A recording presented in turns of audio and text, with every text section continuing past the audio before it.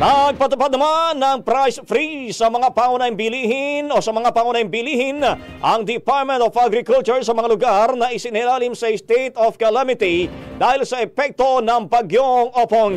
Ayon kay Agriculture Secretary Cristina Roque, epektibo na ang price freeze sa Masbate, Aklan at iba pang mga probinsya na lubhang pinadapa ng sama ng panahon. Aniya kung ano na itakdang presyo ng DTI, dapat ay hindi ito gumalaw. Pagtitiyak po ng DA sa mga residente, nagpakalat na ito ng monitoring teams upang masiguro ang pagsunod ng mga retailers at mga suppliers. Ang bahaging ito ay hatid sa atin ng Standout ES4 Capsule. Simulang tuparin ang pangarap ng iyong anak. And stunting now!